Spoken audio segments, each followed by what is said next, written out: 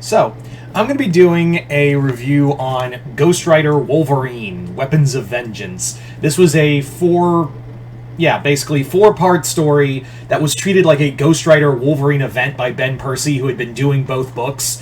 So I've been reading, thanks to my friend Chris, the Wolverine novels by Ben Percy. I think at this point, I feel like he's going to send me the whole run. Although he did accidentally send me Volume 3 twice. Yeah, and I have been collecting the Ben Percy Ghost Rider run, which have been it's nice to have it go back to a gritty horror show. So it was kind of like, yeah, we were gonna get this. Now, first and foremost, before we actually go into the comic, let's talk about something that was comic adjacent and actually had some discrepancies. You see that? You see... Yeah, there we go.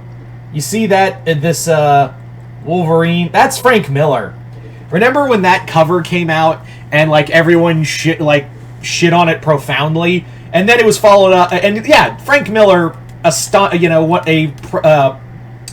known artist and writer, made that. And then in Wolverine, there was a John Cassidy, or was it? I can't remember. It was Cassidy did that awful Wolverine cover with Beast on it. And, yeah, I know these guys are, prolific people in the comic book industry, but, it's stuff like that give, the AI bros a lot of, oh, AI could make something better. No, it won't. It will never make something better than that. But at the same time, I'm it feels like they were in the driver's seat, just kind of sleeping at the wheel for that. But, yeah, enough about that. Let's get into the actual story. So the story is that in the early days of Wolverine and Ghost Rider's career, the two encountered a young boy possessed by a demon. Don't know why I couldn't get the word out. By a demon, now we fast forward to the present day, where Logan and Johnny team up again to find this demon, who has now been brought into by the Weapon X program, who's now experimenting with demonic entities. So, yeah, we follow this boy named Brahm, who has been possessed by a demon called Baragul, who was a creation of Mephisto to make murder an art. There's some grisly, grotesque artwork in here, and it's really awesome. Wolverine and Ghost Rider have in this storyline play like a buddy cop kind of thing. There's some dark, funny moments, like when Ghost Rider and Wolverine have to get to Nevada to this Weapon X program, and Wolverine Logan can't follow on his own bike, so he has to ride with Ghost Rider, and he's just getting blasted in the face with hellfire directly in the face while they're zipping across from Pennsylvania to Nevada. It's kind of dark. There's some dark comedy there.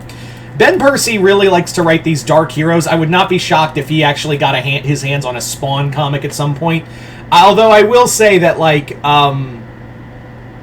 the whole thing of, Wolverine being, this dark loner who, can't trust his own family and whatnot, that's been kind of, I don't know why that is with Percy's run, because of, Wolverine, the whole point is that Wolverine knows he's a monster, but wants to stay with his family. But in Percy's run, it really does feel like, oh, Wolverine's a loner, and he's a monster, and he, doesn't even love his found family. I'm like, okay, Ben, sure. But this is this is a fun Marvel team-up story, but with a dark twist to it. I really do like the idea of the Weapon X program and working with demonic entities, because if you exist in a universe where science and magic actually exist, I'm pretty sure some group, especially a government funded group, would want to tinker with that and see if they could control it. It's also kind of a little carryover, because they did have a storyline in the Ghost Rider run. This is more effective of the Ghost Rider storyline than Wolverine for anything, where Danny Ketch was taken over by a group that used Weapon X technology to mind control him and use him as a weapon against demonic entities for the government. But yeah, the story of these two, they have to team up, they have to work together, and I do like that Percy kind of puts a interesting connection between the two, that Ghost Rider and Wolverine are both monsters in their own right and just follow different paths. There's also some great stuff because Ghost Rider Johnny now has a new goth girlfriend known as Talia, who teams up with Wolverine's sidekick, quote unquote, from the CIA, named Jeff Bannister, who straight up, I haven't talked about Bannister yet in any of the Wolverine reviews, but Bannister straight up looks like Jeff Bridges. I think that and I'm 99% sure that was intentional on Percy. All I can think of when I see him is he looks like Jeff Bridges. Like, he straight up looks like Jeff Bridges. Yeah. The villain in here, Father Pike, who is working for the government and and also a worshiper of Mephisto, he's kind of a villain. Like, he's not really... he's just kind of there. Even Brahm's whole story is kind of thrown to the wayside. And yes, you could argue, oh, it's a 4-part story, but, like, the Alpha and Omega issues that tie this in, and the other 2 are just 2 random issues of Wolverine and Ghost Rider meant for this event, they're kind of, like...